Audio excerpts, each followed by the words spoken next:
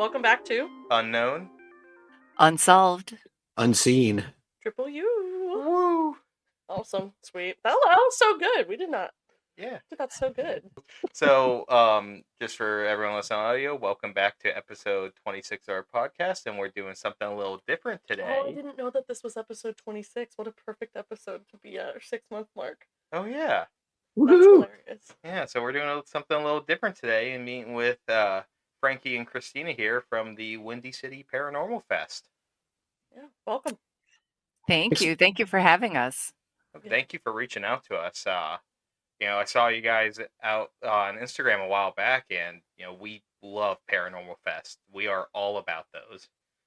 Sage and I don't know if you've, on some of our episodes, we try and do announcements at the beginning of what paranormal, cryptid, UFO-related things are going on and about to let people know. Because these things are happening all over the place, but not all of them get the same attention. Yeah, exactly. Very true. Yeah, because between us here, we got, because we're in Pennsylvania, we got the Kecksburg UFO Festival, the Carbondale UFO Festival, Albert Witch Day, Bigfoot days all across the state of, like, every county has its own Bigfoot organization and Bigfoot Day. And then actually this May we have Paracon at Penhurst Asylum, which we are going to. Oh, amazing. Yeah. Nice. Yeah. So It's funny, like I live in the city and there's not a lot of like paranormal stuff in the city or other actual cities. I found it's all in like, rural areas, not a lot of urban Bigfoot stories. yeah. Yeah, definitely not. Kind of hard to hide there. I was going to say, I think that they're Yeah. staying out. And that's one of the annoying things sometimes is you group everyone together and it kind of demystifies the idea of, like, all the legends and tales. Like, paranormal ghost stories can persist in the urban environment, but cryptids, I mean, you really lose your touch there once you get away from the wilderness. Yeah, it's interesting. I was putting together an interactive map for like guests of the fest. It was, it started out with like, here's the hotel and here's where to park and here's how to get there on the train and all that kind of stuff. And then I was like, oh, I should put some, ghosty spots on the map and all that. And it turned into like, I think there's 64 stories on the map. And I didn't even go like really outside of this city yet. Mostly ghosts, some true crime, but we have Mothman. Like we have a legit Mothman flap that's been going on for like the past 4 years. Oh my gosh. I did not. Yeah, with video and like it's wild. It's like out by the airport, isn't it? There's out by the airport. There's a few downtown, some in the neighborhood of Pilsen, where I lived for a while, pre Mothman. But yeah, it's kind of all over. But a lot of them, it's like they see it jumping off of tall buildings and going out over the lake, and yeah, it's pretty wild. That's wow. Any bridges collapsed? Well, yeah, with the current political environment, I think that's more to blame than That's fair. Hey, you said around the airport, and we've been seeing the stories lately. We've also been in many an airport recently too. Yeah. Yeah. Oh goodness. Yeah. Out there. Oh my gosh, that's funny. Man, Mothman always comes back somehow.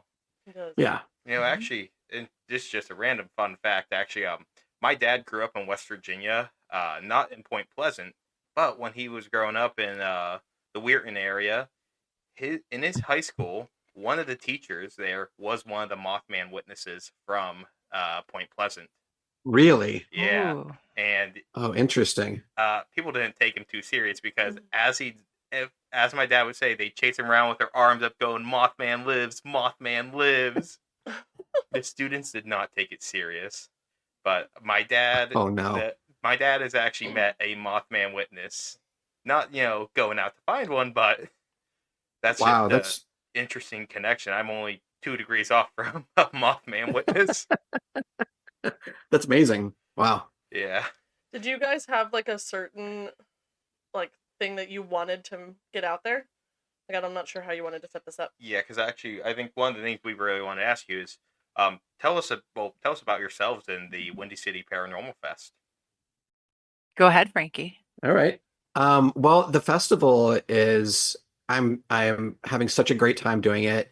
There's actually 4 of us that are producing it. Me and Christina and Kim and Denise, the rest of our ghost hunting team, and we're all having a really great time doing it. The thing was, we started I joined the team, coming up on 2 years ago now, I think it was, but you guys have been Yeah. around for a while. And we started going, or they had been going to cons. I started to join them, and we were seeing like, all the faces that are at all the cons, and I was having a great time. But I started to realize that like uh there's a lot of like mega voices in that world, and I wasn't expecting it. And it's not the world I had come from. Like I just wasn't used to it. I was like, wait, you believe in ghosts but not pronouns? It was just weird. So, Yeah, um, I've heard that a few times. yeah. Oh, So, I mean, I'm a producer. I produce everything from burlesque and circus to, bands and all that kind of stuff. So it's just like never intended to get into this as my hustle, but I thought, we need to actually like do something to elevate the underrepresented voices in this community. And that was the start. And that was just like that simple thing. And it's taken off. And I mean, we literally have like people begging to be on this year's fest because they heard about it. And, we're trying to keep it to an intimate thing, so we make sure we're doing right by everyone. But we've got people for next year and people for a third year even. Like it's really been a lot of fun. oh, Wow. that's awesome. Yeah, love to see the growth in this. I mean, this is something I read is like at least in the cryptids alone, it brings in I think $190 million a year in the U.S. economy. And this stuff, What? yeah. Actually, if you want to read Wow. more on that, have you ever heard of the United States of Cryptids by J.W. Walker? I've heard of it. Yeah, I haven't It's read a it. great book because he explores cryptids and other legends throughout the country, and not just the stories themselves, but their cultural and impact. And that's where I learned that fact is like Point Pleasant's economy is held up by that. But this sphere of paranormal, paranormal with influencers and followers is growing steadily at an increasing Yeah. rate. I mean, I Yeah. read a recent thing that belief in Atlantis is one of the things that is also growing exceptionally high, which I am surprised by that. But stuff is growing more, and Well, it's because it's real. It's because Atlantis. it's real. Atlantis is one I'm not the most certain on, but you know, to each their own. And that's one of the things I also love about the paranormal sphere is, as you said, like you know, unfortunately, there are people who you believe in ghosts, but you don't believe in pronouns, and you start bringing in everyone of every background, and so you get with the conflicts and whatnot, and at that point, it's better to be more inclusive than not if you're bringing everybody in. Yeah. Yeah, the thing is, for years I was very much, not to get political, but this is like the reason that we're doing this festival has become a political thing. It's not, it shouldn't be, but it is. But for years I was like, everyone to each his own, think what you want, that kind of thing, as long as we're not hurting each other. But that's not the case now. Like people are getting hurt and they're getting imprisoned and all this. I mean, like it's bad. And so when we launched this I think we officially launched in November of last year.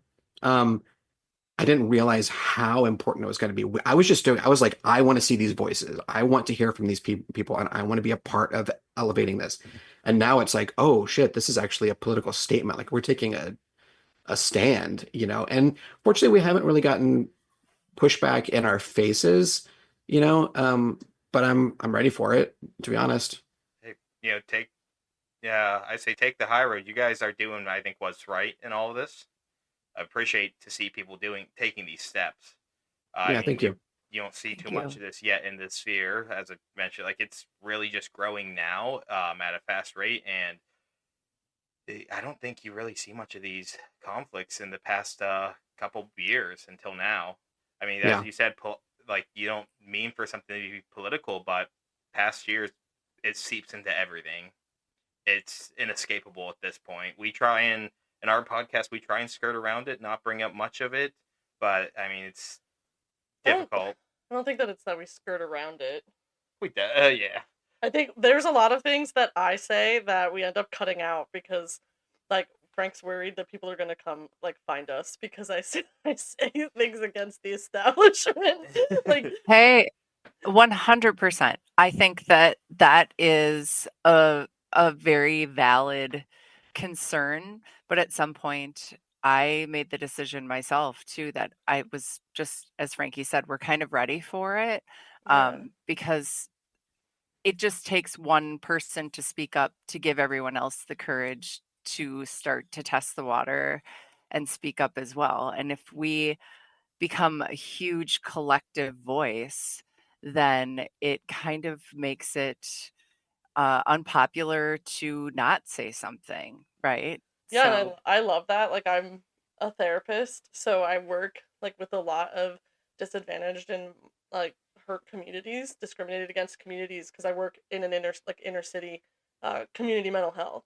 So like I love the idea of getting to be a part of something that is going to open up the world for something that people don't put a lot of thought into. Like or that they choose to put I don't know, turn a what do you call that? Turn a blind eye, I get or blind I don't know right. whatever the phrase is, like or whatever. So I I love that this is something that you guys are putting together. I think that it's wonderful.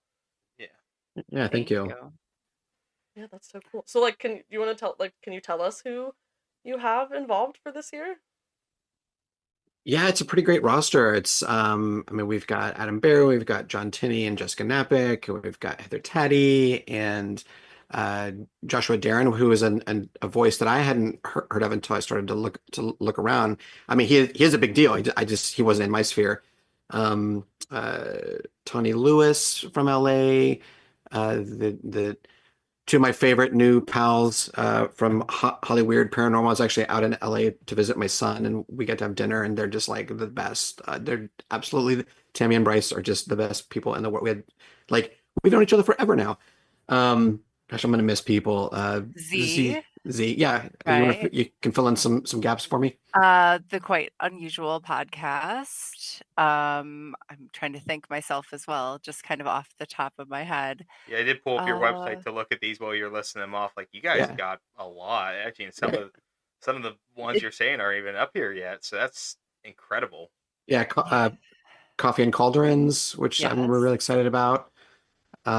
Ken Boggle. I mean, come on, you can't forget Ken. He's the best as well. They're all the best. yeah, Like yeah. I'm a Libra, so I've fallen in love with all these people. Like they're just all my new best friends. Rockette, Rockette Fox, yeah, yep, who's an artist as well. She's going to be bringing some, I'm sorry, they're going to be bringing their art, so that's going to be cool. And Bert Gross from Milwaukee, who is an artist as well, who's got like he does like these crazy mashup like pop culture and horror cryptid UFO stuff. It's like the Golden Girls, but cryptids or whatever. It's really fun stuff. Oh, I love that. That sounds so neat. Oh Yeah, my gosh. Yeah, Heather Taddy, we actually met her. So she was a guest speaker at the Carbondale UFO Festival in November. So we did get a chance to speak to her a little bit. She's awesome, but she's also a Penn State graduate. yeah, yeah. And we're Pennsylvanians, so like that's a big deal to us. And So we ourselves are both Penn State yeah, graduates. So so like we were like super excited when we heard about that. So when we saw that she was like on your list of people, we were like so psyched. yeah, I'm like, okay, so these people, this is serious. They got really big names. It's like this is someone I met. Oh my gosh. she was definitely. We started with a list of just like our favorite speakers, and she was definitely on that original list of like, if we can get this group of people, then we'll go from there. And she was in that beginning little group. So we're really excited about it. And speaking of cryptids, I always kind of chuckle and think of her when I think of Bigfoot because at Michigan Paracon, I believe it was last year, she on a panel had basically said that like she doesn't know if she really believes in Bigfoot. And so anytime Bigfoot comes up, we always kind of chuckle, just Which about that, but she fully said I do not believe in Bigfoot. yeah, And yeah, the follow-up question was why not? And she goes, "There's no proof." And I love that. I tease her about that all the. I'm always yeah, sending. I send her like Bigfoot memes all the time because of Oh right? my gosh. That's great. that. That's so funny. I don't I guess I didn't really pay attention because I've been like I'm interested like in the cryptids and the paranormal and stuff. Like I myself like have had a lot of paranormal experiences in my life. Like it's just something me and my mom like just both have. I don't know if you want to call it a gift, Yeah. whatever. But I'm way more the true crime side of things. So like I didn't really get into a lot of the super paranormal stuff until pretty recently. When Frank like asked like, "Hey, like what do you think about like you're ending your master's degree, you're going to need to like need something to do with your time. Like should you want to start a podcast? And I You're was putting like, it a lot nicer than what I did. In reality, we were in Kentucky and we just did a long drive and listened to a bunch of podcasts, and then we're taking a drive. I think it's to Waverly Hills Sanatorium, to do one of the ghost tours there. And I'm like, hey Sage, let's start a podcast next year. You know, you only live once. I really want to do one, so we're doing a Nice. podcast. it's like, all right, I'm here for the She ride. she puts it more nice, but I was like, let's just do it. You know, even if you I say love no, I'm going to do it myself. But, oh my gosh. Yeah, That's we're funny. at the point of our life where, you know, opportunities like this. I've always wanted these in my life and wanted to experience this, and so we just one day I was like, hey, let's do it because you only live once. But that is to say Love that, that. like, I understand where Heather's coming from, because, like, it took a lot for me to, like, get to a point where I Yeah. was like, yeah, cryptids, woo. Like, and so when we do the episodes and stuff, it takes me forever to do the research for the cryptid ones that I do, because I'm just like, oh man, like, I just love true crime. It's so much easier for me to, like, to, like, put together the research for that. So, like, Frank will help me, because he'll be like, oh, there's this in this book, and I have this one, and here's this one, like, all this evidence. So for her to be like, oh, there's no evidence. I'm like, what do you mean there's no evidence? At I'm least one person has written many books. Sage was at one point doing an episode on the Bridgewater Triangle, and she's like, "Man, I'm finding a little bit. Do you have this random book from 1990?" And I went to my bookshelf like, "Yes, yes, I do."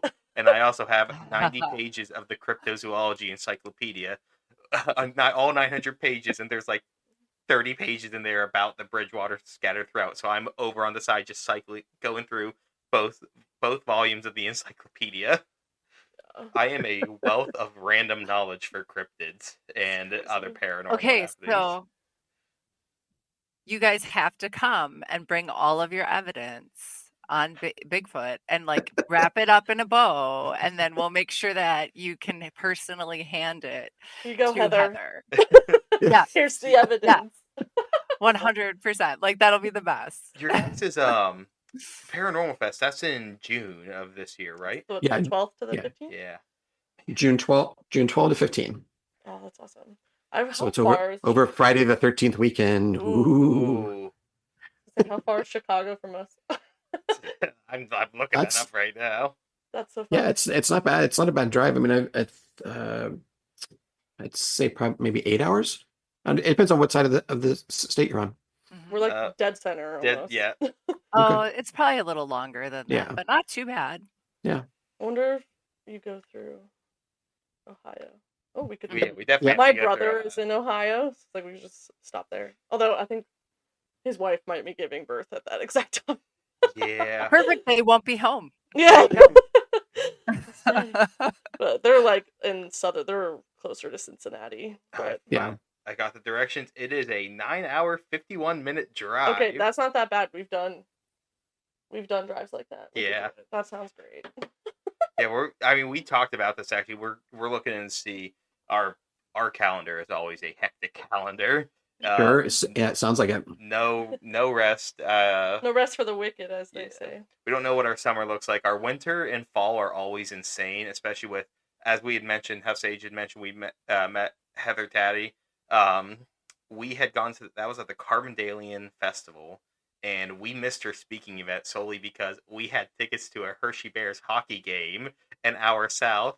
So we're like, we went to the we drove 2 hours out to the festival, did our time there, and then drove back down to a hockey game, and then got home at almost midnight. So It's a long we day. somehow, like, we always pack as much as possible into every weekend for some reason. For Well, like, maybe That's we'll great. have to pack a lot into this one weekend. yeah, this is like our, Yeah, that's I think this is our least packed weekend in like 2 months. Yeah. well, you gotta make life. There's something in there. Sorry, my brain just like fell out. I am like that every other day. My Yeah. brain falls out. I think It's we early are. morning for me. I'm Yeah, I a was gonna showgirl, say, so like, it's you guys it's are early what, morning. an hour behind us?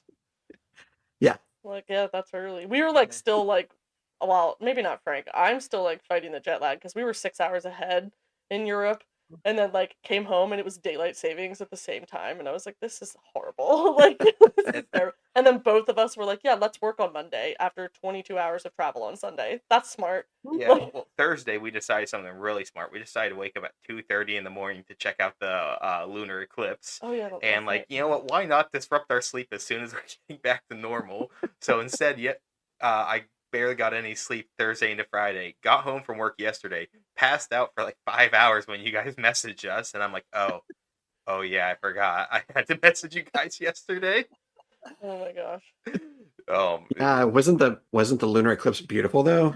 It You was so know, good. I think it probably was, but where we are, the light pollution in our area is so bad. I got this like I took this photo and at like 2:35 in the morning I was like, this is the best photo I've ever taken of the moon. This is wonderful. And then I looked at it yesterday to show my mom and I was like, you can't even tell that this moon is red. Like I was so mad. I was like, I woke up, I saw that with my eyeballs for nothing. Like I wanted to show my mom and then it's friggin' like half white, half kind of like orange a little underneath. And I was like, dang it, like iPhone, you could have done better. Like Yeah, what the heck? the light pollution is not kind here. I think it was what Horrible. was that? Was it November that we went out for those northern lights? Maybe. The northern lights were far enough south that we could see them, but Yeah. not in our city because of the light pollution. So we drove 20 miles out. We drove for like 2.5 hours just to Yeah, find one spot that like just enough we could see what these lights look Yeah. like. It was and then we went back home at like 11 o'clock just to have to wake up at 5 the next day for work. And I'm like, you know what? I saw the whatever, it's northern worth it. lights. Worth it. I But can I can say it was worth it and wake up at work and have bags under my eyes and just smile and wave. Everything's okay. do you guys have some? Oh, sorry, Uh, Christina, were you gonna say something?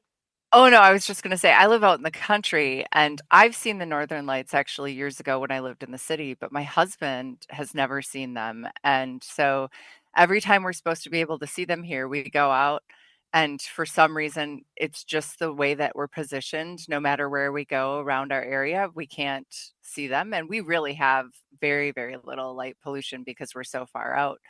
But, I do feel like we get up for these events, and then we're like, it's not there. Like, so Yeah. just because you live in the city doesn't, I mean, being out here, I had really hoped we'd see more. Now we do see a lot of stars though. So Mm. I we've seen like some amazing meteor showers and things like that as well. Oh, that But sounds yeah, I awesome. slept through the uh the eclipse. So Really? That surprises me. I know, I know. I needed to I sleep. Yeah, I was gonna miss it. I had an event that night, and some folks stuck around, and we went up on the roof of the building that I was in to look at it. But this was like at like 10:30 or 11, so hours before the eclipse. But it was a really beautiful full moon. Then I was like, hey, if anyone wants to like text me later if you want to come back out, we'll I'll come back because I only live like 3 or 4 blocks away. I went home. I got into bed or whatever, and then I started getting texts. I was like, oh, and I didn't think anyone was going to take me up on that.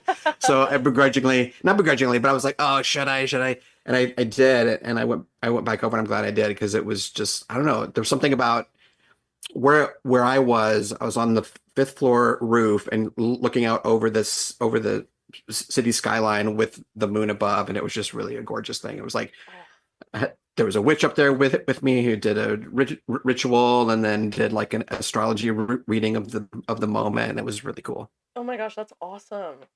Frank, Yeah. why didn't you do an astrology reading for me at that moment? maybe Just because I kidding. was tired and wanted to go home to bed. Yeah, we're like standing out there, and I'm like, "This is the coolest thing ever." And Frank's like, "Can we go back inside now?" And I'm like, "Okay, go right." The grass was tall. The grass was kind of damp, and it was cold out. So like But my legs were wet, and I wanted to sleep once I Frank, saw like it. every time there's an eclipse, he's always working. Like so, anytime there's ones like during the day. So like that was why like we had made this decision to like get up so that he could see one because he works like basically in a bunker like underground for his where his job's My located. office is literally called the bunker. Yeah. And so like I'm for not kidding. me, I've been like in school and so they'll always like take us outside and show us those eclipses or whatever. So I was like, "All right, Frank, you got to see this." It was a little underwhelming from where we were at because it was like so tiny. We were like, "Wait. I thought the moon was way bigger than that. What the heck?" But it's too much. But Yeah, um I was a tired witch. I just did my magic and went to bed. I was like, oh, I this'll love do. that. This is Yeah. fine. Good Yeah. enough. Good enough. The energy's there. Yep. The universe knows your heart. Yeah. Yeah, Yeah. absolutely. So, Sage, were you going to ask something, or I was just gonna see like what if you guys have had any experiences yourselves of anything, any sightings, anything. Like Yeah. what got Yeah. you? Is that what got you into this? Like, well, I was going to ask actually before we get into this, just to get some background. You guys want to let us know what got you guys into this? Because you mentioned the background why you got into the Windy City Paranormal Fest, but more about you guys. Like, what got you interested into this, and then pivot from that. I think we can talk about our experiences because, by the sounds of it, all four of us here have something to say. Sure, sure. So, it really started with I've had experiences my entire life, and it really had not crossed my mind to join a paranormal team until my best friend and fellow teammate Kimberly and we went to a historical investigation that was a fundraiser for the Galloway House in Fond du Lac, Wisconsin, put on by several teams that had joined together. And we just went there for a Halloween thing to have fun. We enjoyed ourselves so much. And we discussed the fact that normally when we would get together, we've been friends since we were 12. And so I call her my sister. And we just normally, when we would get together, we'd go do the typical like go out to eat or go shopping, that sort of thing. And we thought, well, maybe we'll join a team. And a couple months later, the offer to do that kind of came across. And we applied as like they had to take us both or neither one of us because we wanted to spend that time together. oh, I love that. So yeah. So we joined that team. That team did a lot of fundraising as well. In doing that, we met the fourth original founding member of the Wisconsin Apparition Tracking Society, aka TWATS. And in the midst of all of that, another friend of mine that I've known for many years as well, Denise, had joined the previous team, came along. So the four of us ladies had joined and created TWATS. Uh, and we really did notice that women were represented but underrepresented in the scene. Kimberly and I had been to several conferences. We'd gone to Michigan Paracon and several other events together just as something fun to do for a weekend away. And it was very evident to us right from the beginning that we were kind of in, just in the minority. Um, So when we put the team together, we got started. It was great. Unfortunately, one of our team members made the decision to leave just because of life circumstances. And shortly before that, Frankie had joined us on an investigation. And I invited him along because I felt like he needed something to do to keep his mind off of some things. And so I could also keep an eye on him and make sure that he was doing well. Frankie and I, we've been friends and I don't know how long, Frankie, probably like 16 years Yeah. almost. Yeah. And so he came along and it was like he had just always been a team member. And from Oh, there, it was decided that he was going to be a part of the team, and we have just been having fun ever since. We've invited people that we've met through going to different events and conferences to join us on investigations. And we really take an approach of being gentle and compassionate. Usually, one or two of our team members will do research before we go into a space, and then some of us will I prefer to not know anything about it. Unfortunately, like there are some spaces where you can't do that, where you can't take that stance. yeah. But yeah, so we just have a great time, and that's how we kind of came together, and it just happened really organically, and we've just really had a wonderful time. It's magical every time we get together. We laugh so hard, and I can say that when it's over with, we all end up messaging one another for at least a week or two, just being like, wow, I am so bummed. Like it's kind of a roller coaster ride for us. Yeah. So we definitely have like post team get together depression as a group afterwards. Um, so anytime we can fit more time together is wonderful. Oh, I love Yeah, it. I fully agree. And it's like I'm getting to see how do I put this? Like, I was raised in this body, so I was raised as a male, right? So but you always hear about like the slumber parties that the girls have, and they're doing all the spooky things, and they're painting each other's toenails or whatever it is that you imagine, and like that's what I'm getting to take a part in now because it literally is like that. They're like, slumber parties. I mean, I'm usually the one that falls asleep first, and then all the real stories come out, but. I'm honored to get to take part in this world that I never got to take a part in, not just the paranormal, but being, sort of adopted into a group of amazing women and getting to see the like a true vulnerability of friendships and like again laughing our asses off. Like some of the funniest things that I've ever heard or said come in those nights. While also, having paranormal experiences, uh, sensing entities, channeling things, doing Estes sessions that like freak me out. And it's not always. In fact, it's rarely like scary. Like I've been frightened, sure, but like a lot of what we do as a team kind of engenders an empathy or a sympathy for whatever the other is, whatever that actually is, these experiences that we're having. I think when we come at them with, less of a kick down the door and show your face, demon kind of a thing, then like we get that response back from the other side or, whatever you want to call it. And it's just been, I don't know, it's so much fun. Like I miss their faces when they're not in front of me. And, we do have like a crash when it's over. Oh my gosh, I love that you said that because there's a certain show that I feel I don't know how legal it is for me to call a show out, so I'm gonna just I not. think you're But allowed to say the Zach Baggins approach to yeah, investigating. the Zach Baggins approach to investigation. Like one, I think that showcases just men, like because the Yeah. way that they all react towards each other is so different. I feel like than a group of women would do. And something I think I said it on one of our episodes, but when we did like a walkthrough investigation at Booby's Brewery in is it Lidditz?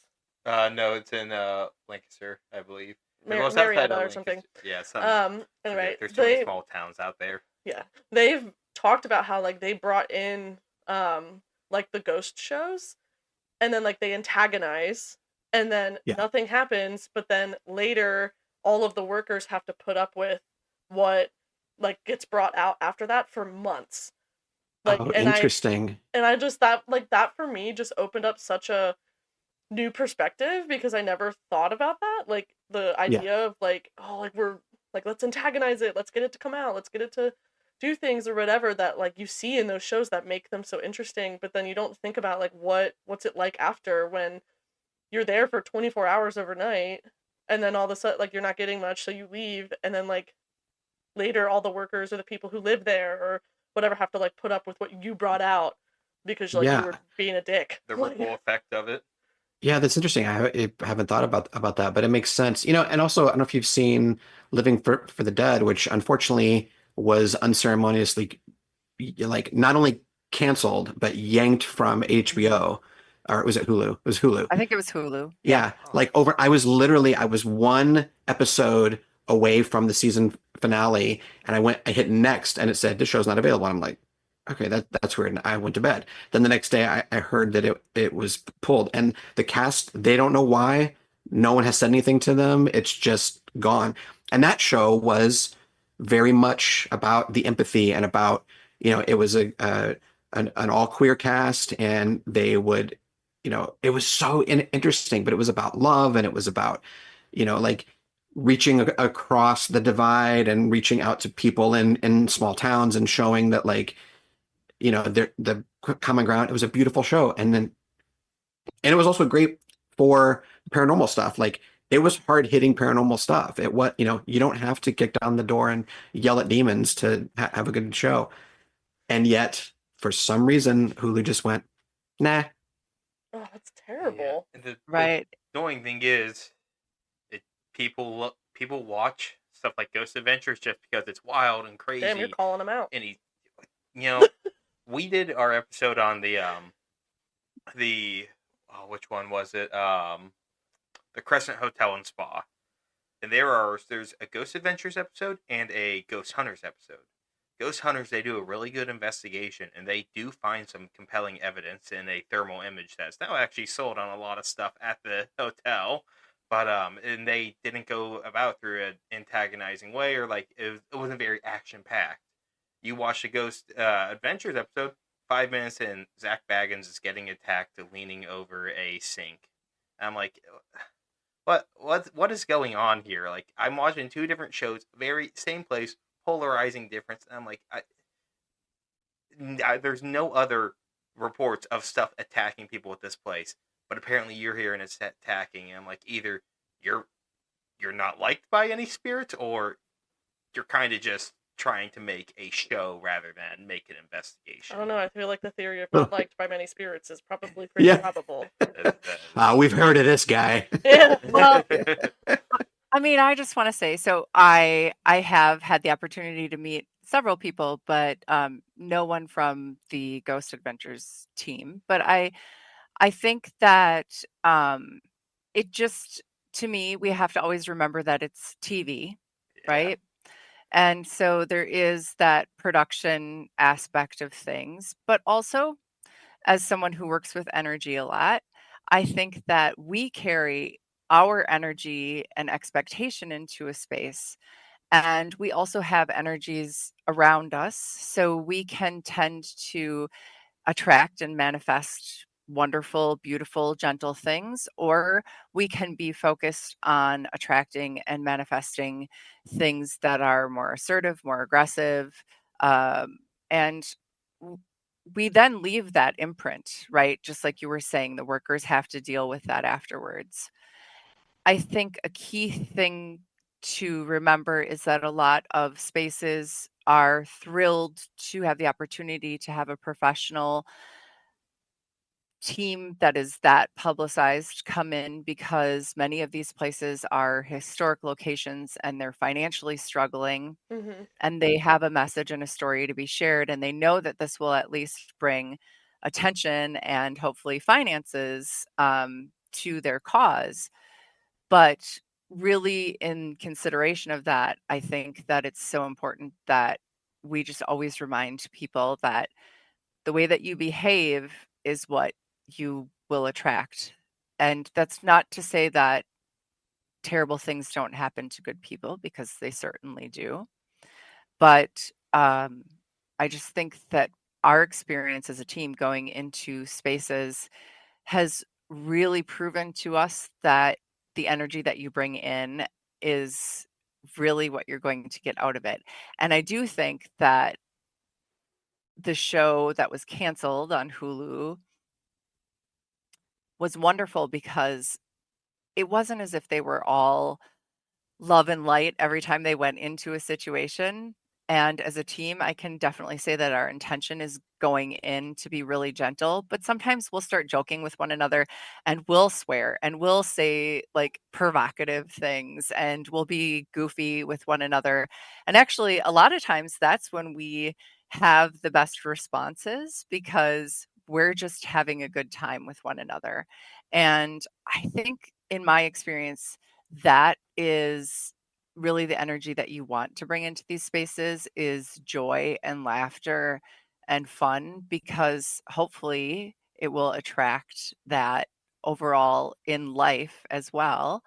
But yeah, I do think there are many places we have been in where the energy and the haunting is because of what has happened in life, in this lifetime, with real, like, human people in a body that walk through the doors and have an expectation. So they've just created that imprint. Yeah, I mean, that's Yeah, definitely a like fair perspective. yeah, John Tenney has some. I'm paraphrasing, but he says in his lecture, like you wouldn't walk in to a room full of people and just kick down the door and go, "Talk to me, assholes." You know, like you just wouldn't. Yeah. You're not going to get a great response from those people that are in that room. So why would you get a good response from an entity or a ghost or an energy? It just doesn't make any sense. I just realized we probably ruin as a team, we probably ruin places for those who come after us if we leave our energy behind. They walk in, they're like, "What is this?" Oh my gosh, what is this wonderful energy that's making me so happy? Like, oh where no. where are the demons? Yeah. This is So I talking about evidence. I was told this week by a friend who owns a Tesla and is very sorry that she does. Um, that she took her son to the cemetery that I live near, which is this gorgeous old Victorian, like sprawling cemetery, and you could drive through it. And she took her Tesla through, and they parked when the car was still on, and there was no one around. But if you ever been in a Tesla and the screen will show you people on the sidewalk, it's like it's reading the actual people on the street, so that you can, I guess, have so you don't hit them or whatever. It started to do that. They were sitting still and like it registered a person walking, in front of them, Oh and my then that one gosh. disappeared, and then there was another one that came, and she was like, "I swear it was spirits. It was seeing spirits." I'm like, "Oh my God, that's so crazy. I've never heard that before." So now I want to I don't want to get a Tesla. Yeah. I was gonna say, like, damn, what a cool piece of technology, but like I'm not willing to to give when it's like my Honda is a piece of shit with its check engine light on, and like I'm gonna just keep that, like, and it does not alert me to I don't think like, my Mazda CX-5 is a good ghost hunting tool. no, but that's so neat. I never even really thought about that, like Yeah, I they're want to an try it. energy vehicle too, like, and just the energy that they would like the vehicle itself would bring in. Yeah, That's crazy. yeah, I want to try it, but I'm not willing to get in a Tesla. Yeah, you Just can wait just for. rent I one am and then blow it up at a Trump tower. Oh my I God! am not. I can't believe you said that. Wow. Right. That might I get hope you that might I get hope you cut. leave that in. Those are some of the Leave comments. it in. Leave it in. Those are some of the few good example of some of the comments. Sometimes Tell us get how you really feel, Sage, Yes. right? Oh, Yeah. yeah. That's terrible. There was a loss of life. I feel very bad for the loss of life. Absolutely. Just But- disclaimer, I feel terrible. I'm a very empathetic person, but We all have our limits. yeah. It's Yeah. okay. It's Oh. okay. You need to have balance in life, Sage used Uh, to be not making Luigi jokes, and now she is. It was too soon when you started. I don't think it was ever too soon. Oh my gosh. That's too oh my gosh. So I did want to actually run back to one thing you mentioned where we're talking about if we're talking about hauntings and spirits in the traditional sense, because obviously nowadays there's a lot of different interpretations to it, but if we're talking like the spirits of people who have passed, one thing that I think a lot of people kind of skip over at times is if we're believing that these ghosts are people who have passed away, you're still talking to a person. Yeah. It's Mhm. a being with feelings, emotions. Like you got to treat it on an equal level, and I think that is another issue that stems from it because you're talking to somebody either from a different time or who's potentially tormented from still being stuck. Yeah, absolutely. Yeah, I mean, treat treat everything like you want to be treated. I mean, that's the golden rule, right? Yeah. So do we want to roll into experiences we've all had? Sure. So Sage, who wants to go first here? I really only have I think one or like two myself. I think everybody else here trumps me probably. The ones that you have aren't those other people's stories? No, I actually you remember the one at our friend Kevin's place? Oh, yeah, well, you were there, but it didn't happen You were to the you. Yeah, it didn't happen to me, but I'll just go into it because so we have a friend who got a house recently. Um, this was actually about December of 23. He got a house. It's old. It was built in the 1860s, I believe. The person who had owned it before him was not the most ideal type of person, kind of just let the house go to ruin, old crap here and there, cats running amok, doing whatever they want throughout the house. And when the guy left, everything was left there. He didn't take a single thing, and our friends had to like gut the entire thing. And he assumed the house had to have something with it. And when he's been there, he's heard walking coming about, like footsteps up and down the stairs, and he's never been able to pinpoint what it is. And he's thought he's seen figures out of the corner of his eye, and he's never really been able to pinpoint what it is. So he wanted to do a little paranormal investigation with me and Sage, because we have probably like one of the cheapest spirit boxes you can get, an EMF reader and cat balls. And so we decided to do, just a little check here and there. And so we went through it. We went through the first floor. Cat balls went off a few times. Went to the upstairs. Cat balls went off, and we think we got responsive from the spirit box. But one thing, was named Greg. yeah, one thing I don't like about the spirit box is, at least the one we have, it channels through the radio, so like you do get actual words here and there in there. I think that's how they work. Yeah, I don't know if there are any that don't work that way. I'm not the most well versed in house, different types of spirit boxes, but we got some things that seem to be responses. And I'll be honest here, because I've mentioned this, I'm a lot more on the skeptic side on a lot of things. I try and keep a more skeptic grounded approach. And so we finished the top floor, we finished the first floor, and then we went to the basement. And in that basement, the guy left an old Korean War chest in there. Inside it were a bunch of like hubcaps, so nothing like Korean War related, but our friend always had a weird feeling about something there. And so we decided to go in there and start doing some investigating. And this is where I'm baffled and I do not have any explanation. No, nothing on the cat ball, nothing on the EMF, and nothing on the spirit box. However, our friend felt something. And he lifted up his shirt and we got our flashlight out. He had 3 claw marks on his back. Like the 3 marks going down to his back. Whoa. And they were like fresh. Yeah. Like it wasn't like he had done this earlier or he did whatever, he reached behind himself. Yeah. Like we're with him the whole time doing this investigation. I'm standing there and he's like, oh my God. Like, what the heck? And I was like, what? Like, and he was like, you're not gonna believe me, but like I just felt something go down my back. And I was like, okay, like lift your shirt up. And I don't know if you can see it, but we took this picture. Oh yeah. Like you can see all 3. It was wow. When I tell you we got out of there, well, so fast. We did get out of there fast. First, before, because so I'm a practicing Catholic, and I decided to take it upon myself to do what I thought was best. So we got out of that room, and in the basement before we got out, I did what's recommended, and I did the prayer to Saint Michael, asked the spirit to leave, or whatever was in the house to leave, and asked Saint Michael to protect the house, protect us. And our friend then shortly got rid of the chest afterwards, and nothing like that happened. But after that, but at that time he was also living at our house because he was still working on this one. So the next morning he showed us his back, and where those marks were, there were scabs, like really tiny scabs, but nonetheless you could tell that skin was broken and that it definitely scabbed over there. And that is my like, I've had a few questionable things where I wonder if like something paranormal happened, and I always try to keep the skeptical approach, and then that happened, and I no really solid explanation for that besides something lashed out. And I don't think we did anything that entire night to warrant any aggressive approach from a spirit or entity. No, I'm not an aggressive person, so like yeah.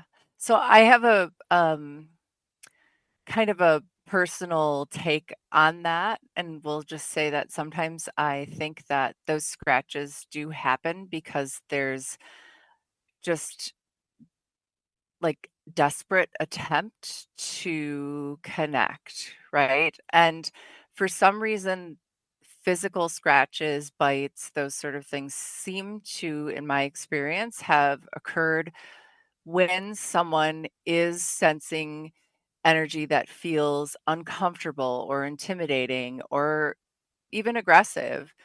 But I don't always necessarily believe that that is the intention of the spirit.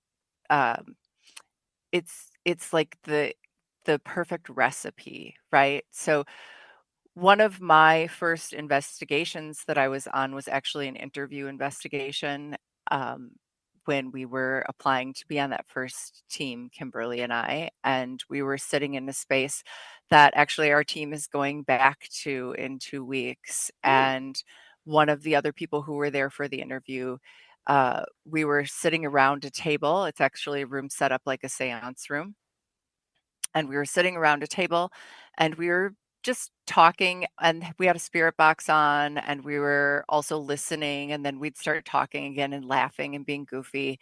And one of the young men who was sitting across from me all of a sudden said, "Hey, I feel something weird on my stomach." But he put his hands up right away, and he had had his hands on the table and just said, "I feel something weird on my stomach." So another member grabbed a flashlight. A different person lifted his shirt up with his permission and looked, and there was just a tiny little scratch. As we sat there and watched, it actually developed into a full on bite mark. It looked like teeth, and you could see it just slowly forming, and it looked just as bright and vibrant as red as the scratches that you showed us. Now, the person who owns this space knows very well the spirits that reside there. Some of them came with furniture, some of them were there already. And I think that, there's never been anything aggressive there, but I think there were definitely people in the room who had that fear. The room is kind of spooky.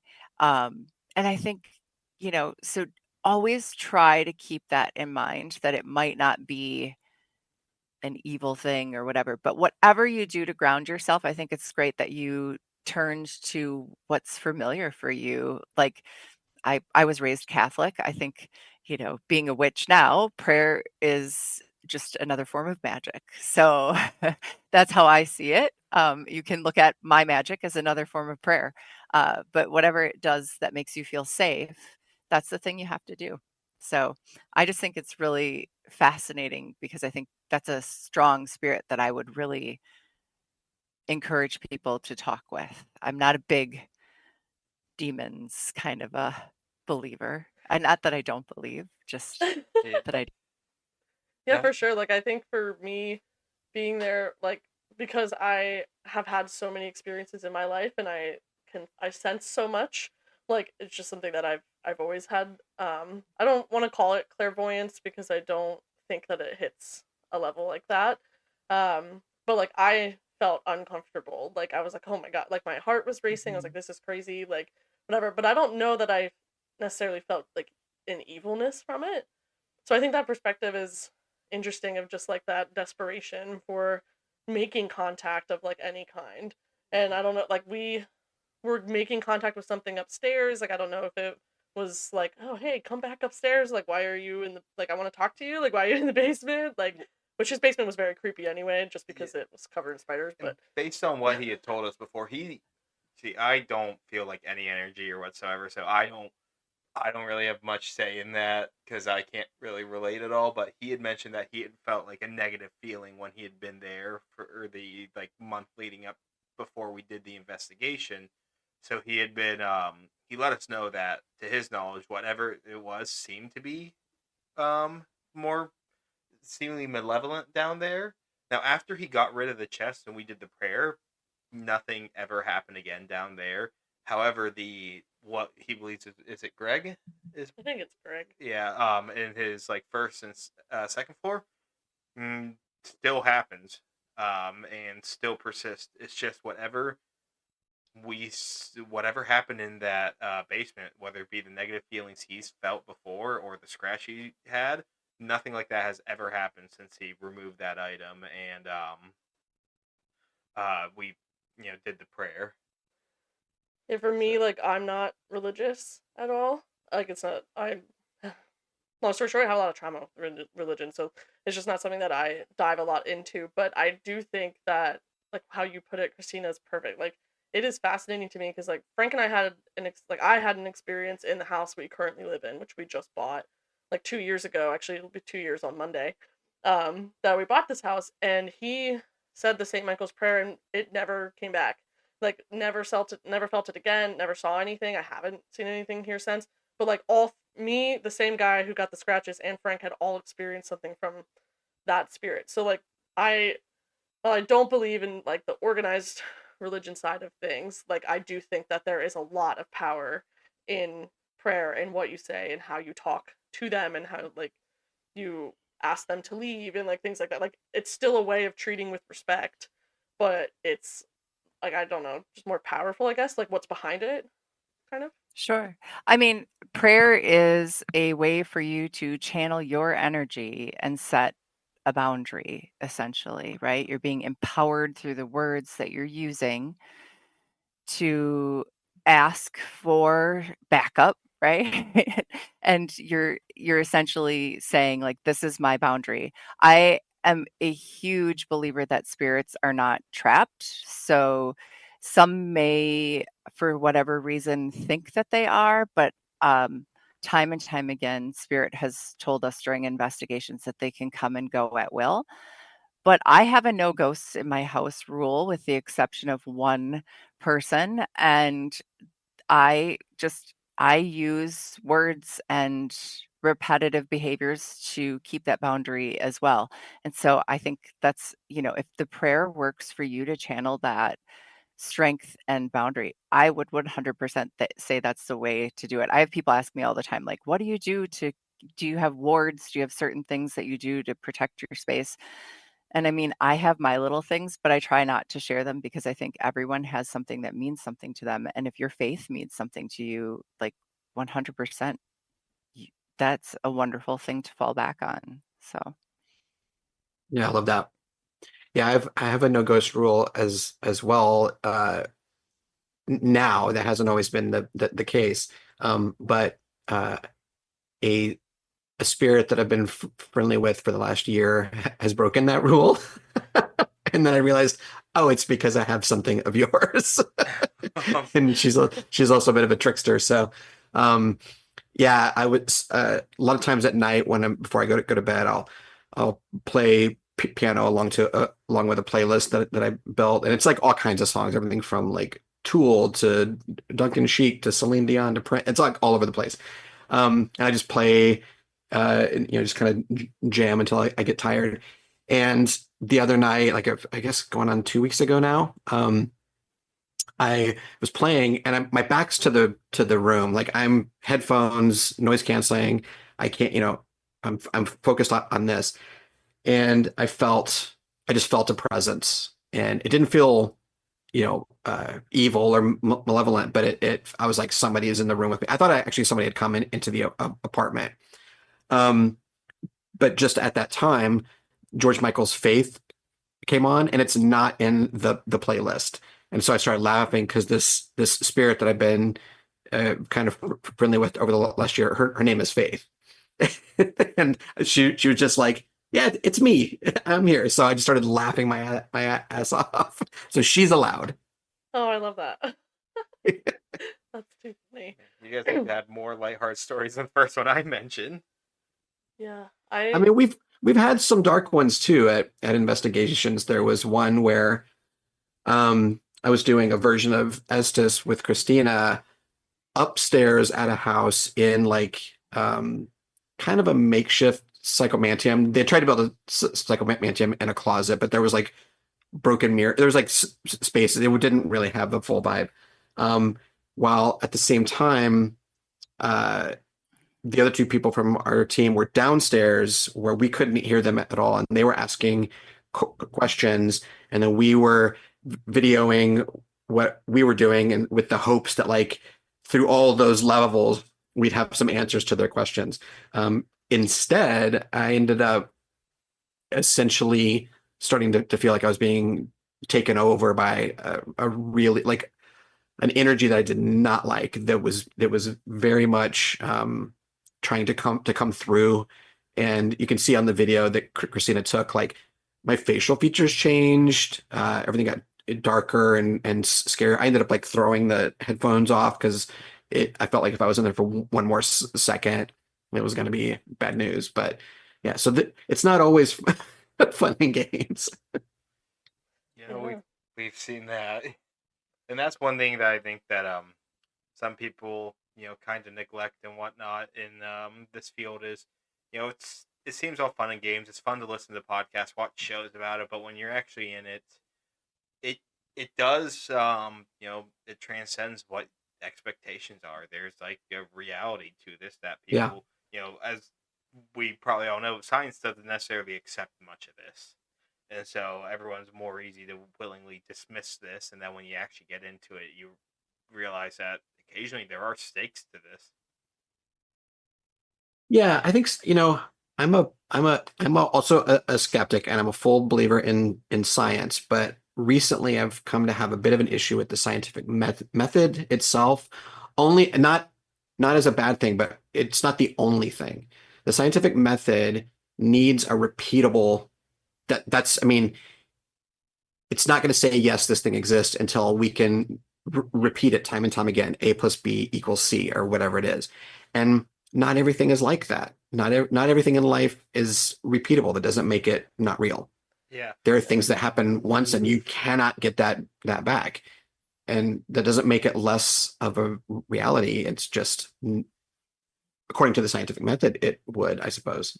Yeah, well, it's like that leads me back to one thing I've actually mentioned once on our podcast on the Lubbock Lights episode. This isn't necessarily ghosts, but it's in aliens. In Project Blue Book, where they did a lot of the investigations, a lot of it led by J. Allen Hynek. He wrote a book about it after. I actually have it right here.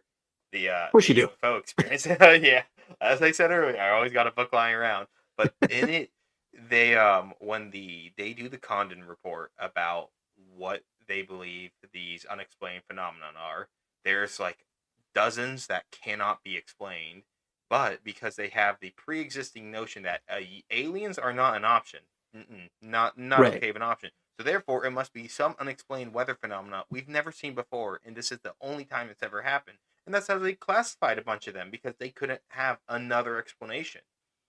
And it's like when you're presented with a brick wall by some of the scientific community, it, it gets Yeah. difficult, because that's where that is. It's similar to like some of the Bigfoot evidence out there, because on the basis that Bigfoot is not a possible solution, they automatically discount that and only look for explanations, Yeah. like debunking. Which I think debunking is important, but if your goal is to only have debunking as your final result, you're in a flawed outcome, because you already have a predestined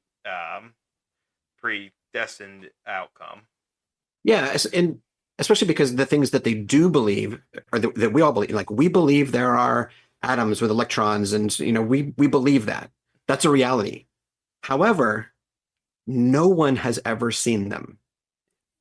Yeah. We think they have because we build the models out of marble stuff. What we see is evidence of the energy, and we read from the evidence, and the math and all of it. Okay, this thing that we're trying to observe acted in this way, and we know it because of the evidence around it.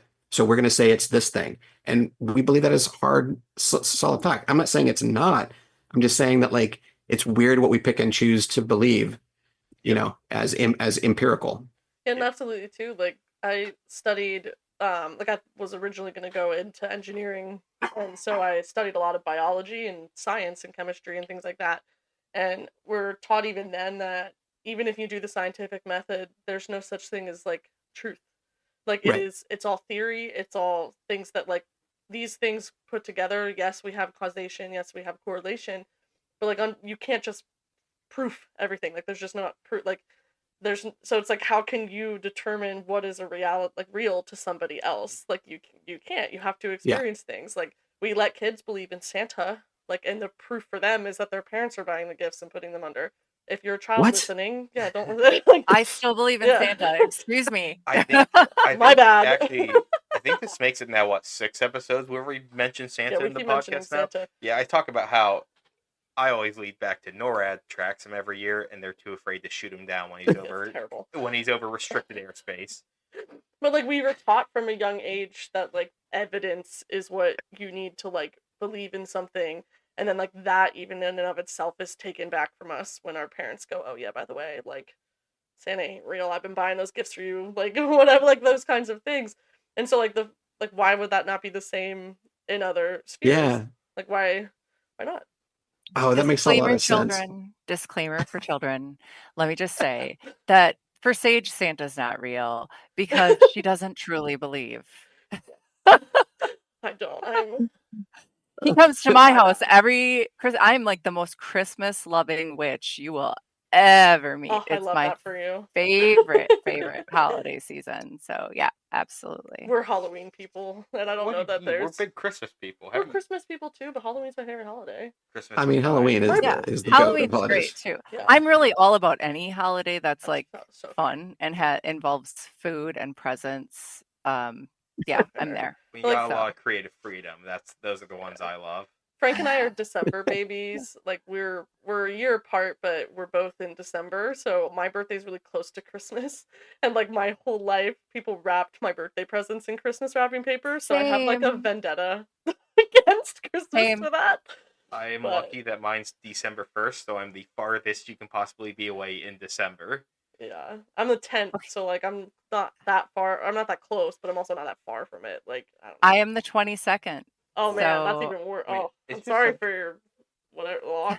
it's like we just attract Well, people who have December birthdays because there's us two here. I have a friend on this, two friends on the 17th, and one on the 25th, and one on the Yeah, we have a 24th. friend who's a Christmas, like an actual Christmas baby. Yeah, And I'm oh, like, wow. you poor soul. it Like, makes it makes planning a Christmas party near impossible without combining it with somebody's birthday party in our friend group every year. There always has to be a birthday cake at the Christmas party, just yeah, depending on whose birthday it's going to be. yeah, one of us, one of the five of us. But We should just pick like a summer date to do it all. yeah, I thought of it. Like when I was Yeah. younger, I wanted to do that so bad. Like I'd be like, why can't we celebrate my birthday in June? Like just let me have a pool party for my birthday. And my mom would be like, well, no, like you're in December. And I'm like, dang it. Can't we just like legally change our birthdays? White it out on the birth certificate. Get a little Yeah. I Sharpie. mean, you can change your name. Yeah, you There's all could kinds just of things you pick can a change. day. Yeah, Yeah. yeah. Just pick a day and tell everybody that's your birthday. But then make sure you like that sign. So yeah. We're both Sagittariuses, so fire signs. I think I'd go No Aries though if I wonder you had to. travel everywhere. No wonder you're always Mhm. gone. Wow. Yeah, we're always doing something. Like we're like I said, no rest for the wicked. Like if we have Never, time to sit down, even then I feel like we're still doing something, even if we're sitting. never a dull moment here. Like we love hockey. Like a big. I this is like so tangential, but I read a lot of like romance books, and I started reading like hockey romance books, and I was like, oh my gosh, if I'm gonna read these books, I need to know what this sport is like. Like this is so cool. So we started watching it. And, like the Penguins are a close team to us because we're in Pennsylvania, and so like that's the team that I could get, which is like one of the worst teams to have on your roster right now because they suck. Sidney But Crosby's still doing all right. That's yeah, all we're that like matters. sitting there on the couch watching hockey, and like every commercial break, it's like, okay, let's do more research. Okay, like every intermission, okay, let's do more research. Like as we're like trying to do multiple things at one time, it never stops. But also a little bit more Yeah. tangential on hockey. Hockey is also the most, I think, paranormal friendly sport out Okay. there. We got the Seattle Krakens, the Cleveland Monsters, named after the Lake Erie Monster, the New Jersey Devils, the Tahoe Night Monsters, or whose mascot is Tahoe Tessie, the cryptid there. Got the Savannah Ghost Pirates, the Springfield Thunderbirds. I mean, it's cryptid after cryptid and paranormal thing now. That's And amazing. they almost had Yeah. the Utah Yetis, but the cooler company Yeti said that they were not allowed to take that name. But like you have a bunch of cryptid teams here and paranormal teams. I mean, the Wilkes-Barre Scranton Penguins, for the millionth time I'm saying it, on April 12th are having a game where they're going to be the Carbondale UFOs, which we're going to go to that game to watch for one day as they're a UFO team. Like it's interesting though how some of this stuff permeates into popular culture. And I like wonder why that is specifically in that sport. I don't know, but I think too that like to kind of bring it back to like the whole point of your Windy City Fest is like the Seattle Kraken itself is a very queer friendly team.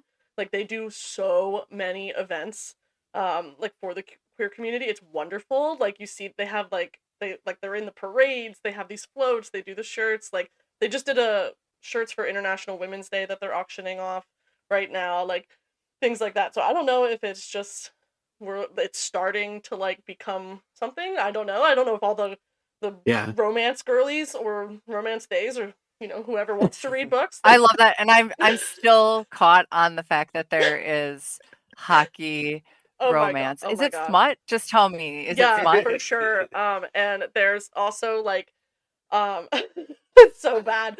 This is so terrible. But I'm stuck in a like two hockey players together stories lines right now. Oh, And so yeah, like yeah. everyone says like there's three types of girls who read romance books. Like one, you want them to kiss you. Two, you want them to kiss each other. Or three, you want them to kiss you and each other.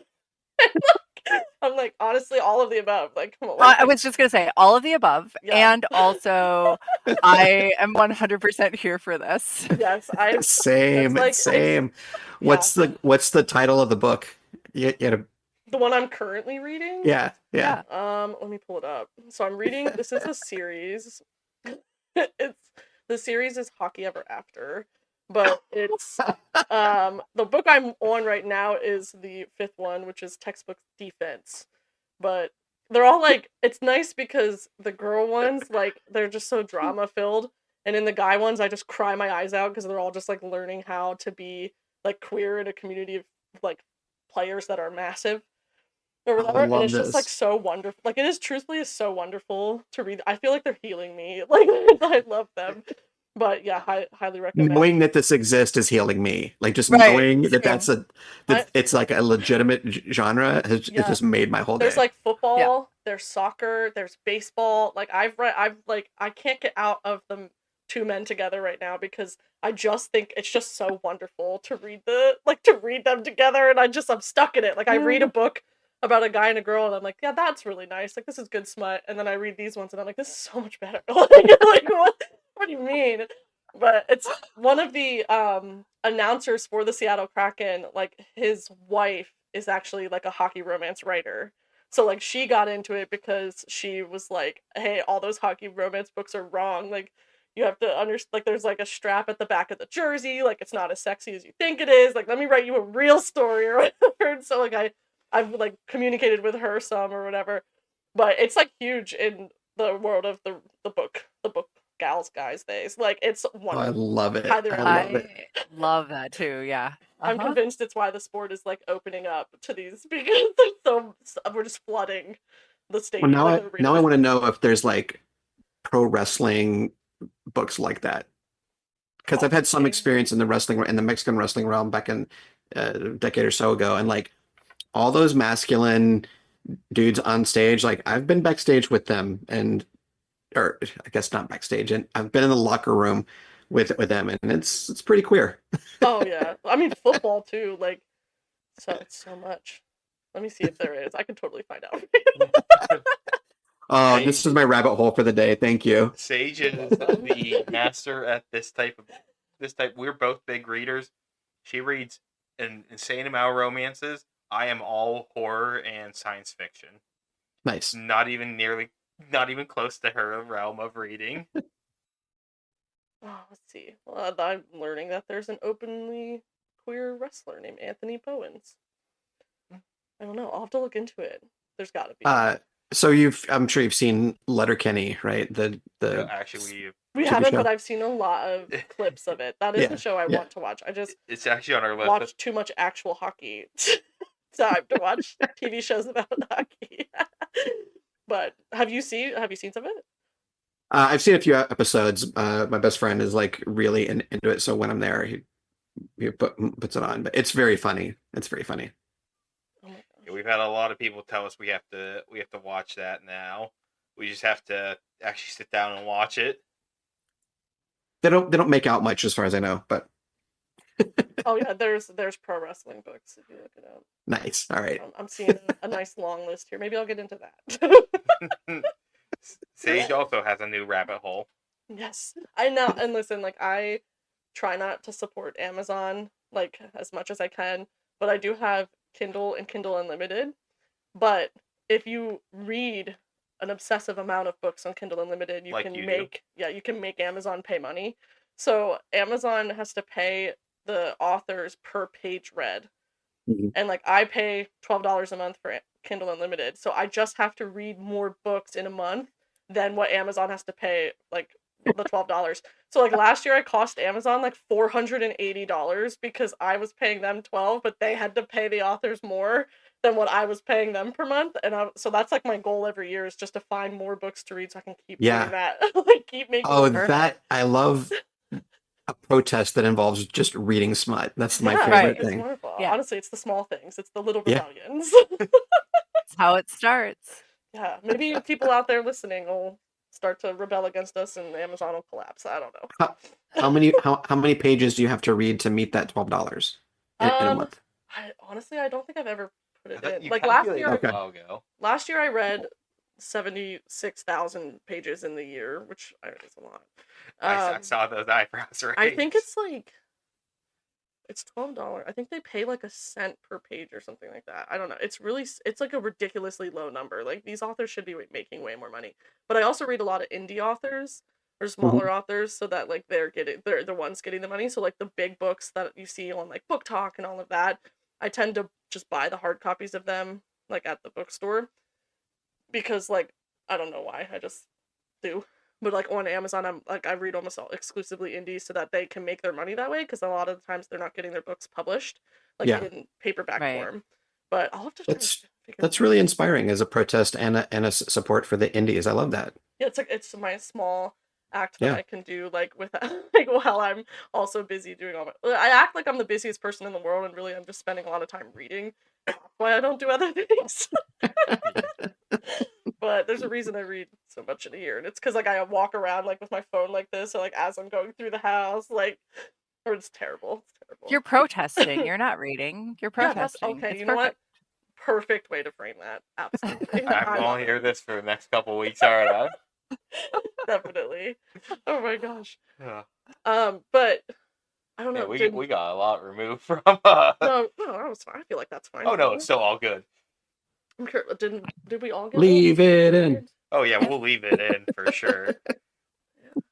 I guess I should I don't should know. I say an experience? I don't think I said one. No, are you going to talk about one you personally had, or Yeah, I've had a lot of experiences in my life. Like I said, it's just something like me and my mom have always experienced. I don't know if it's just being like a really intense empath.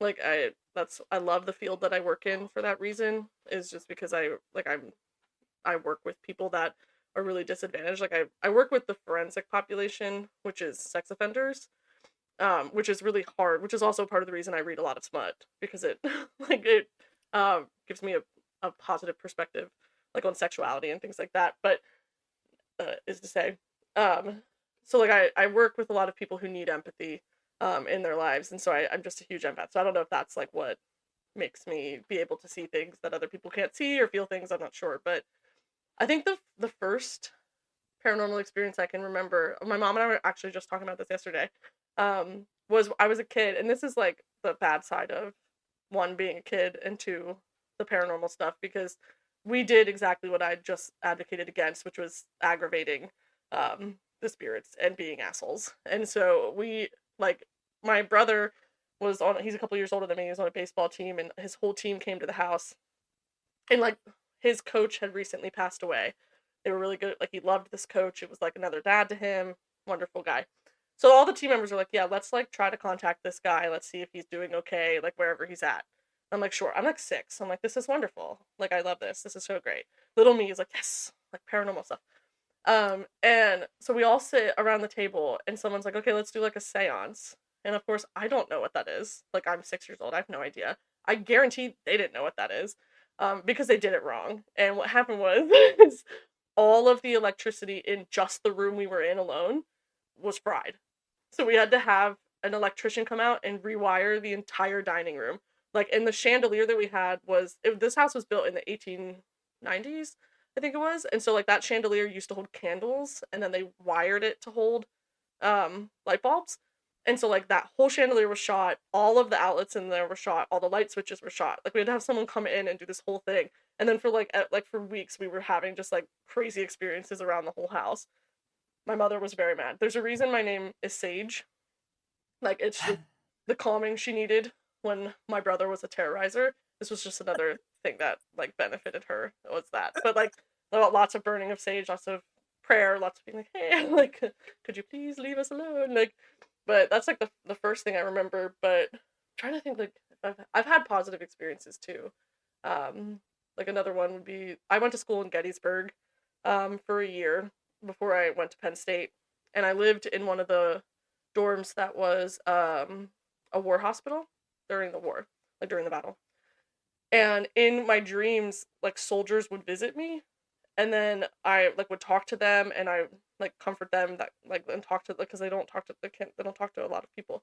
And then I would go into the archives on the top floor of the library, and I could find their names, and like where the last time they were seen, where their tags were found, like things like that, that they had already told me, like when I was talking to them. It was like Oh, it was wow. the most surreal thing ever, and like I don't say that lightly, because to me that is just like so sacred. Like I hold that so close to me, because it was just such a, I don't know how to I was so thankful that they like chose me to talk to, like to, in that time. Like I was going through a lot of stuff That's that year. great. It was a terrible year for me, and like being able to have those experiences and have it verified and validated was like so reassuring, I guess, for like my life at the time.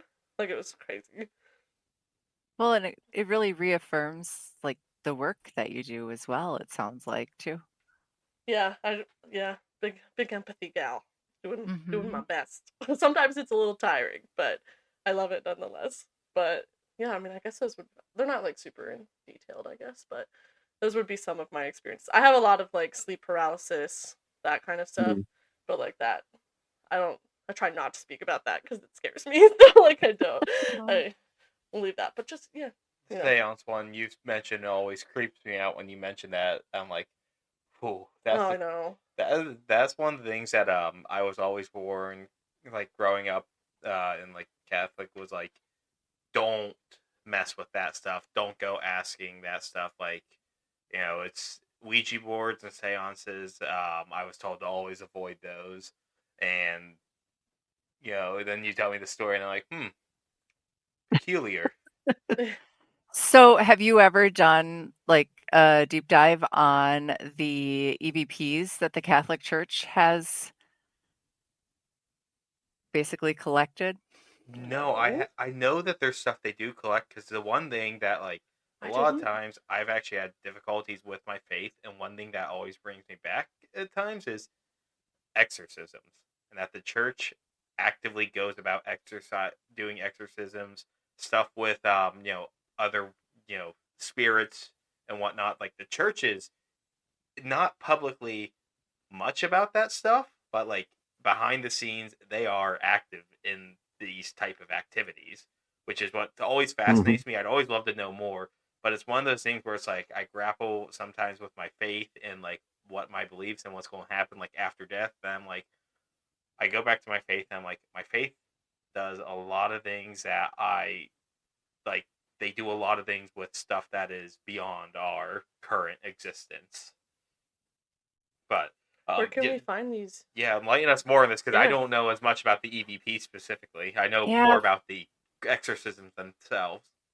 Frankie, you and I have watched all the YouTube like stuff that's out there. I know we kind of dived into that. But I can't remember the name of, was it a priest? I think it was a priest, Yeah. wasn't it? Yeah, who actually, I mean, like recorded these EVPs and did a lot of work in it. So I will find it and one of us will email and forward it on to you because it is quite yeah, fascinating. Yeah, that So that is Yeah, yeah, great. some of yeah. it's from exorcisms and things, but it's like Hmm. all kinds of situations and a pretty extensive collection. Oh my gosh, Hmm. that's so neat. I don't think I ever knew that I that was a I thing. know about certain things on the exorcisms, but that's about as far as I go. I've like listened to a few things, and sometimes those are, in my opinion, difficult to listen to because they do get a bit creepier, especially when you listen to the audios of actual exorcisms happening. And I'm like, Yeah. it those are very unsettling to listen to. It's just that for me sometimes just crosses the boundary on what I want to hear. Like Same. I'll accept that it Yeah. happens. I'll see the video. Oh, I'll reluctantly sometimes see the video, but the audio and hearing those noises, it's just Yeah. Do You'll be you? happy to know that the Catholic Church also collects smut. So not this surprised. is a thing that I heard a rumor of years ago, and I'm a writer, so I wrote it into I wrote the idea of this, like a fictional version of it, into a television pilot I was working on, and I'm a member of another organization that one of the members is a Jesuit priest, and he's at the Vatican all the time, like twice a year or something. And I was like, hey, I kind of want your take on this thing because I've just heard this. I read like it's a rumor, and he's like, yeah, it actually exists. The idea, and it's like centuries old. The idea was that they had these Jesuit saints that would go, or priests that would go out and try to collect like objects, uh, goddesses, like stone goddesses, sex toys, writings, like all kinds of stuff from the centuries, and take it out of the hands of the faithful, thinking that if it's just gone, then they just won't, they won't do nasty things with them, whatever. So there's like a repository of all this ancient erotica and like sex furniture and all this kind of stuff that exists. Why are they not getting rid of it? That's my question. Like, what are you doing? What are you keeping it there for? Kind sirs. Like You'll, somebody you'll wants. have to watch my TV show to find out. Yes. Oh my gosh, that's That is hilarious. one I've not heard about yet. I've heard about though. Yeah. Apparently the Vatican has a time machine that you can't travel back in time, but you can view back in time and various other things. Like the list that what the church apparently has is extensive. A lot That's crazy. unconfirmed, Sure. but Do there's you I love that. do you guys have you ever done anything in Pennsylvania? Like any of your investigations? I have not. No, not at this point. Mm-mm. Do you want to? I would love to. Yeah. Yeah, I keep absolutely. threatening Heather. I keep threatening Heather to come out, but I'm only going to come if she'll go to a concert with me, and that concert has to be Sasquatch, who is a saxophone playing Bigfoot. a guy at my work knows I follow this type of stuff, and he has sent me multiple times videos from that and music from that. We're willing to travel too. We'll have to like. I'm trying to think of what investigating in Pennsylvania. There's like stuff in the town of Gettysburg. Eastern State Penitentiary doesn't do much with paranormal anymore. They kind of went away from it. Booby's Brewery doesn't do too many investigations anymore. Right. So what we're learning is that we'll Yeah. come to you. See, we go There halfway. you go. We stop at West Virginia and go to West Virginia State Penitentiary. I don't know if you guys have ever heard of this place. It's in Moundsville. It is probably one of the most abhorrent prisons I've ever seen. It only got closed in '94, and if you go into that thing, it's like it's straight out of the 1800s. It's horrific. And that thing is notoriously haunted. It also has one of the higher death rates of any U.S. prison. And I think it was over 100 years. I think it was 996 people died there. And it was closed for cruel and unusual punishment. Yes. In what, like 93? I think 93, 94 time frame. But that place, they do overnight investigations. You can do surprisingly cost efficient there to do them. But like you can do ghost ones there. And we've considered doing one there. Because some places close the doors more, some places don't. Like Penhurst here does a lot more with investigations. Yeah. But I just want to investigate with people that like know what they're doing. Yeah. Because I would call us like fledglings. Like we haven't like I've done stuff like as a kid because my grandma was really interested in it. Like she helped start like a ghost touring business in Gettysburg, and so Oh, nice. I've been around it my whole life, but I feel like I don't know enough about the equipment to be able to use it properly to like I don't know, have something come from the experience, I guess. Like Yeah, but you've also got a bit of a gift from what you say. So I mean, I don't think you even need the tools. You've got you. that's true. Well, haven't you learned Phasmophobia, the game, teaches you how to ghost hunt? I don't know if you guys have ever heard of that game. No. So there's a game out there called Phasmophobia, and it's a ghost hunting game. You think this sounds like some niche game, but it is extremely popular now. It's been on PC for like 3 years. It came to Xbox and PlayStation this past Halloween, and within like the first month got like 2 to 3 million purchases on it. Wow. Oh, Yeah. wow. You'll have to let Okay. us know if it's real because there's like 24 different entities and you have to guess which one it is based on like evidence that you Yeah, find like and you get like your EMF readers, thermometers, spirit boxes, UV, and like every ghost has three evidence. So like you can go in, you'll see UV handprints, ghost orbs on a camera, and then maybe like your EMF spikes to 5, and then you know you have an Obake ghost. Now the ghosts are they just took spirits throughout Yeah. various cultures and used them. Some of them do traits similar to like what they're known for. Like a poltergeist will throw items out like crazy in the house when you investigate, but it's really neat because a lot of the tools they use in the game are like the actual things you see nowadays. Like Yeah. there's 3 tiers of every item. So like you look at the spirit boxes, they're all the ones you see in typical investigations. The UVs are ones that you see used in investigation as well, along with your EMF readers and your thermometers. It's like the type of stuff you see on TV and see in the Yeah. actual investigation. It's so cool getting to like play as it, except for the one thing that, the game, you have to have a challenge because it's a video game. So the ghost is always out to kill you no matter what. That is the one thing. No matter what, the ghost is always out to kill you. And you have to like survive it if it tries to hunt you and all this crazy stuff. So that's where it gets a bit removed from reality. But it's I'm a van princess. I stay in the van and I watch the cameras. yeah, and does not get hunted. I don't I I am don't get bait hunted. half the time. Yes.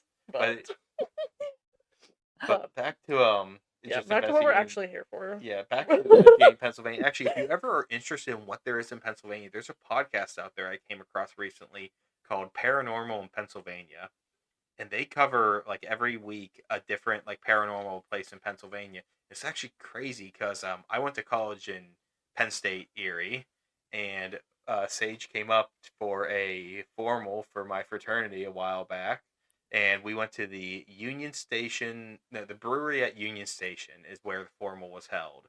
I learned recently on an episode of the Paranormal in Pennsylvania that that place is notoriously haunted. Apparently, it's like the more you know in some of these places because that's a podcast that uh, goes on these random places like NPA that I would have never heard about being haunted, and some places I Hmm. do know about, like Hershey Park is haunted.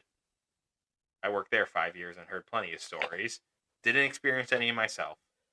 But, oh my gosh. Yes, lots of things going on. We'll have to Yeah, find a spot to do. We haven't Yeah. it's been cold, so we haven't we haven't done much. It's been too chilly. I like when it's chilly. I could do it more when it's chilly. Yeah, okay. Is Yeah. there like particular information you want to make sure that you get out about Windy City that you haven't yet? Yeah. Yeah. Tickets, there's still some tickets available. We're only selling 150 because we're going to keep it to like a small, intimate thing so we can all get to know each other and also make sure, like I said, that we do right by everybody the first year. WindyCityParafest.com and the same on the socials. It's June 12th through 15th. Downtown Chicago, we're at a few different venues. We are all staying at the same hotel. It's going to be super fun. And we are going to be putting live stream tickets on sale as well. And your listeners can get $5 off of that if they use the code UUU.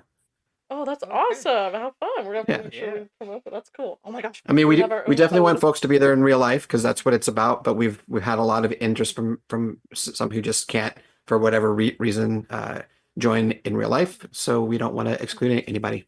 Oh, I that's think wonderful. we might get tickets for the live stream then because for us, I mean, as we mentioned, it's a near 10-hour drive, and we might have a nephew coming on the way at that time, so we might be a bit preoccupied. But I'm thinking, Sage, with that option, we're going Well, to now send that out to our if we can't make it in person, then I know that at the very least we can still yeah, support because we'd in a love to way. support because that's Yeah. one thing that we love to support small.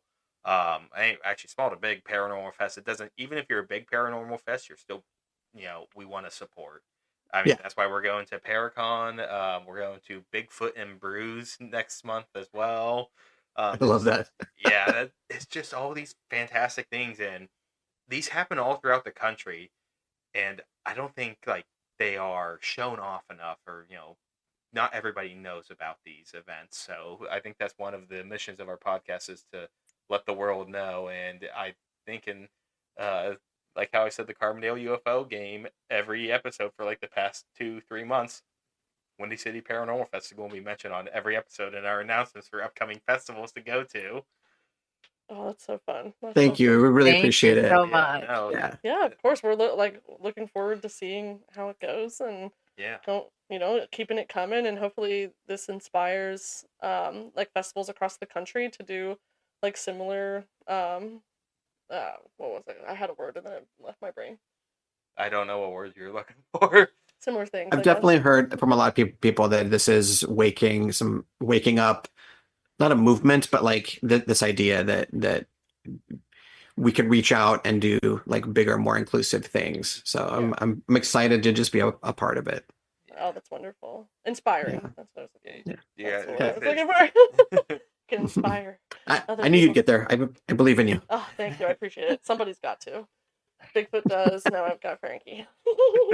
But, oh my gosh. Yeah, we'll have to because I know we've been chatting on Instagram, but we'll have to exchange actual information.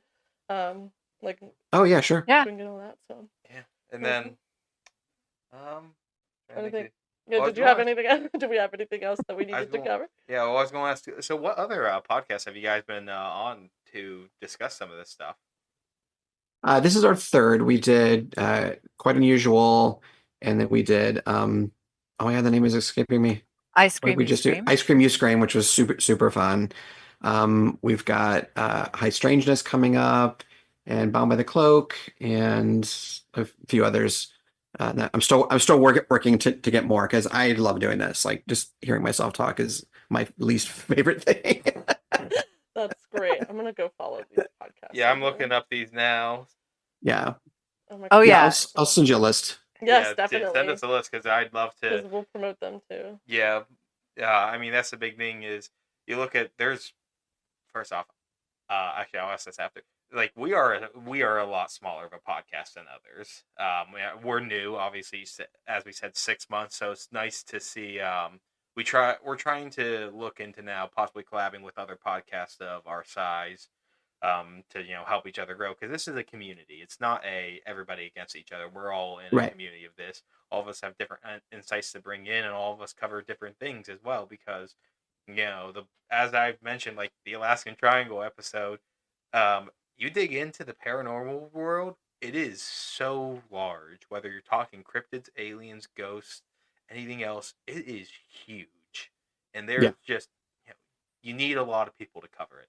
I mean, I haven't seen anybody cover a whole entire episode on cryptid saber-tooth cats like me, where I did an hour and a half deep dive, which was a result of like 12 collective hours of research into the dozens of cryptid saber-tooth cats through the world. Like, there's just so much to cover, and we're all in this together. Yeah. Agreed. The Yeah. other thing I was going to ask is, how did you find us actually? Because we're a lot smaller, so I was quite surprised when you guys reach out. I think you guys were on a list that got because for a while it still is Instagram like says you should follow these people, and so I was like just all the podcasts I was wanting to follow because I listen to this stuff all day too, and I think you guys were on that original list and just reached out because I was digging whoop. I just took my headphones off. I reached out because I listened to a couple of episodes. I was like, oh, these guys are great. I Oh, thought it'd be fun. you. Thanks. It's good to hear that because we get a lot of feedback from family, and I feel like they're obligated to tell us that we're awesome. So No, we're listening. We're listening. That's great to yeah, hear. thank you. I appreciate that. And if you ever have any feedback for us, whether good or bad, let us know. Or if And- you ever want to come back on, yeah, let us Sure. know that too. Yeah, We'd be yeah. happy to have you on again. We love it. Sure. Yeah. Thank you. Yeah. Super fun. Yes, definitely. Absolutely. Appreciate you guys. Yeah. Do we want to wrap yeah. up? I think unless do you guys have anything else to go over? Because I know we're approaching an hour 40 here, so I don't want to keep I know we're everyone taking here a lot forever. of your time. Yeah. No, I think we're good, right? I think we're great. Yeah. Yeah. All right. So I'm just fantastic. going to give the last spiel I normally give. So guys, listen, go check out the Windy City Paranormal Fest on Instagram and their website. I'm going to put a link to their website in the episode description here. A link as well to their Instagram is going to be on ours for this post.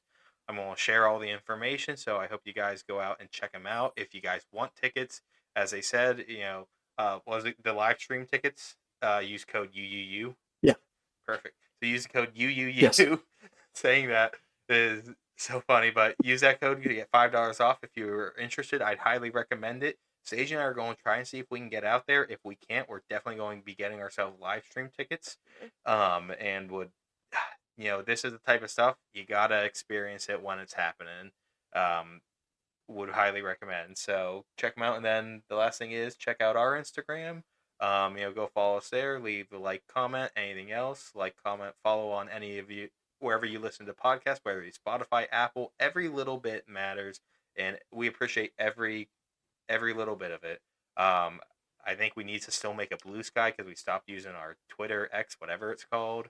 So hopefully we'll have that up soon. And that's about it that I normally say. So I'm thinking, how do we want to do the sign off here? I guess we could do similar to how we did the intro. Yeah, so you say remember. Yeah, remember. To look for, and then the unknown, the unsolved, and then do we all want to see say the unseen together, which we'll probably all mess up if we say it once? Absolutely. All Yes. All right. So who wants The worse, unknown? the worse, the better. Yeah, that's why I agree. I like that too. Who wants to say the unknown? And then someone. I'll can say the unknown. Okay, so then Frankie will say the unsolved. And then we'll all say the unseen. Who's saying remember? And then I thought say to look for. Yeah, and remember to look for. To look for. The unknown, the unsolved. We all say the unseen. Okay, so you said Frankie. Sorry. Okay. I have it confused at times in here because I'm Frank and you're Frankie, and then I'm like, what do you mean? I'm surprised that's the first time I've said anything. That's so funny. All right, ready? Yep. All right, and remember to look for. The unknown. What word do I have? The unsolved.